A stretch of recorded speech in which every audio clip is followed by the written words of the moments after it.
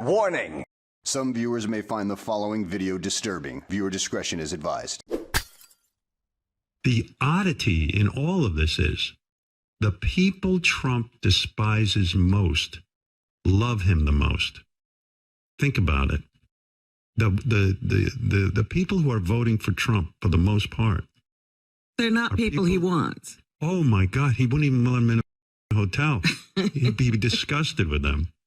He doesn't want it. You go look at Mar-a-Lago, see if there's any people that look like you. I'm talking to you in the audience. The Trump voter who, idolizes the guy. He despises you. Despises you. I know Donald. I know him very well. And I don't hate Donald. I hate you for voting for him. I don't hate Donald. Donald's doing his thing. I hate you for voting for him. I hate you. That's how I feel. Now, don't call me and start arguing with me. Howard, you're a jerk. You're a libtard or whatever it is you call it. I ain't no libtard. Trust me. I'm hardly a liberal. Look, I was a huge Hillary Clinton supporter. Yeah. Not like, oh, she's the lesser of all evils. I was for her before Obama. I loved Obama, but I loved Hillary Clinton. I thought that she was a candidate that was misunderstood, that her message wasn't coming across. I'm hardly a liberal. You have no idea how non-liberal I am.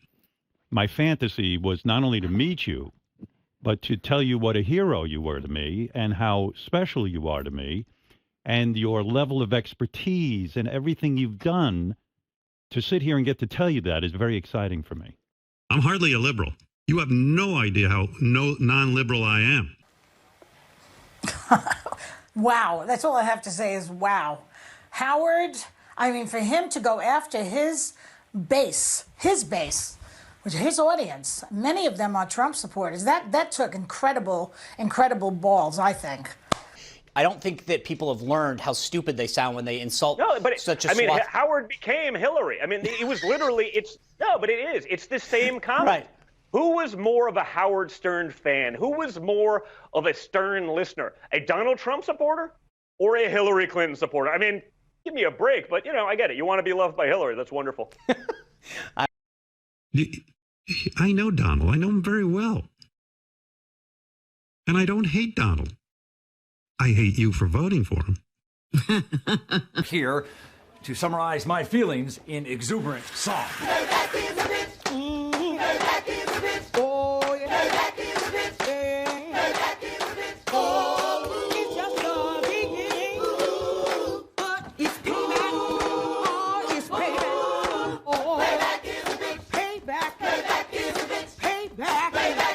Really, it's kind of sad how we don't get to know each other. Yeah. And even with some of these people who are so accomplished, like Jerry Seinfeld or Amy Poehler, they're so accomplished, but you forget how hard they worked to get where they, where they got. Right. And you also don't get to know them as people. Yeah. And because we're on the internet bashing everyone and bashing every person, you can forget that these are people. Yeah.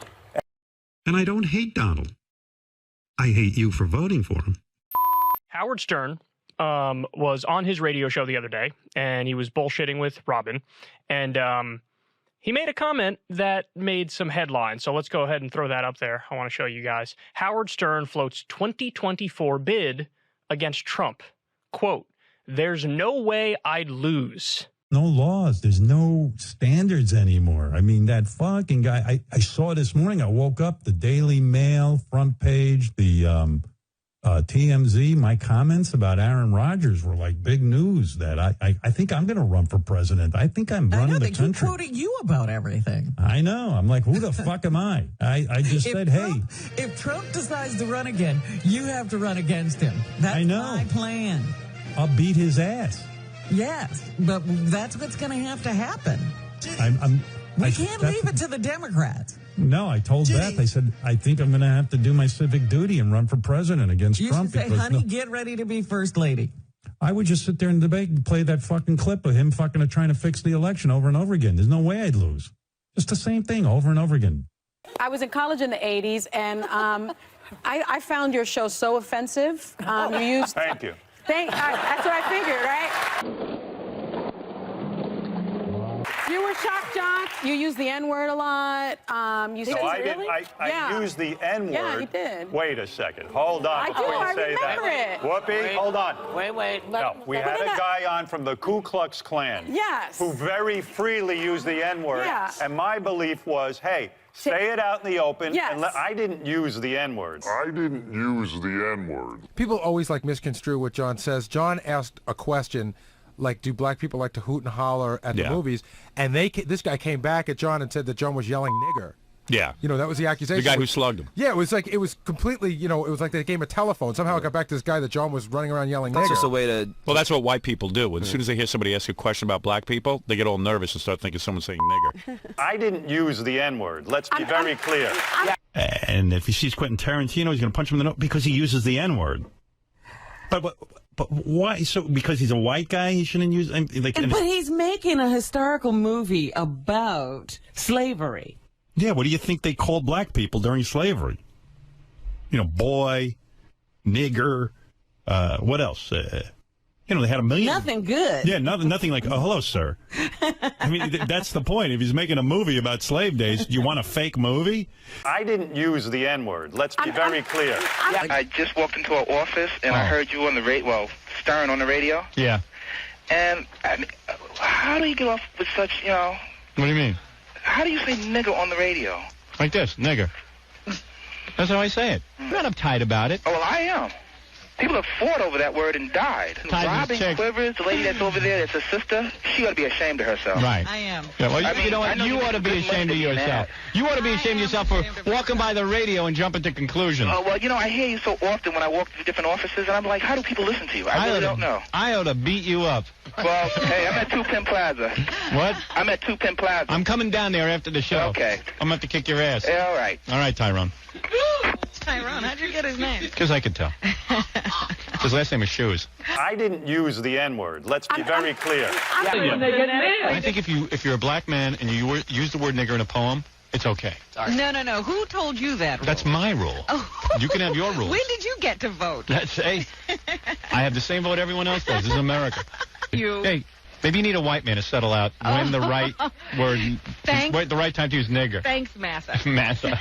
Listen, here's my point. Go ahead. On the E Network. You got a point? On the E Network, why can't you use the word nigger in comedy?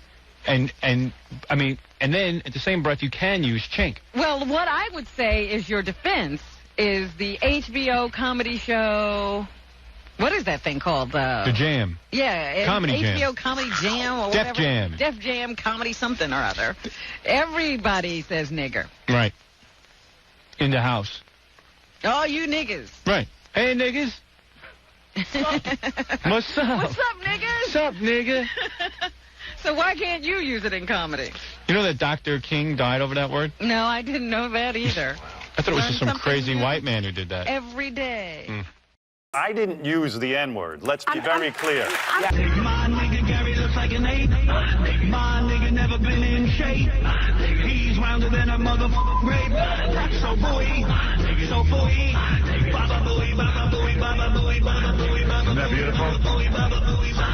Everybody loves it. I wonder how this is gonna start.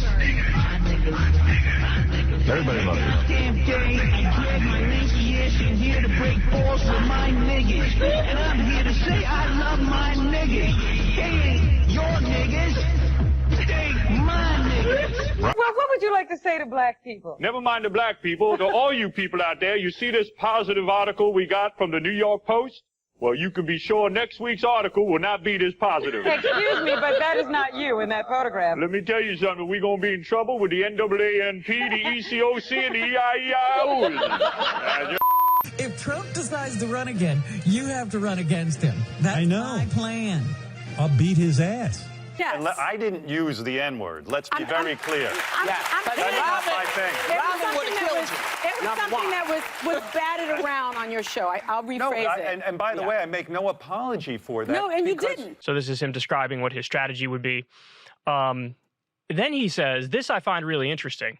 He says, it's my civic duty and I'd beat his ass.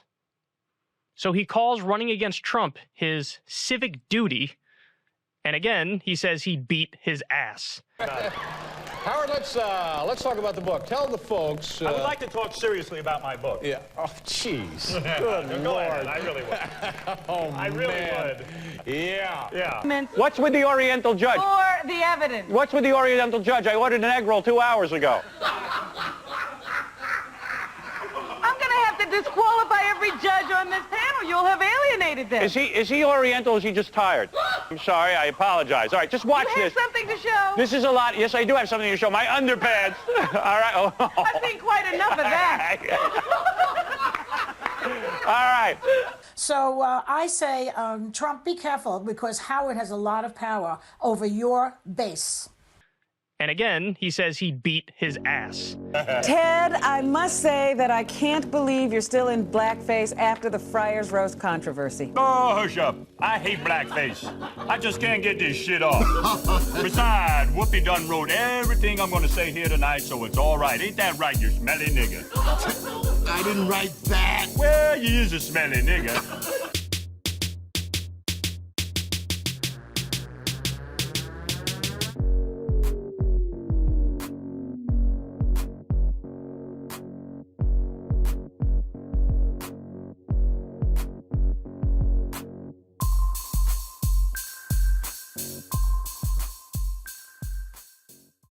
I am your voice.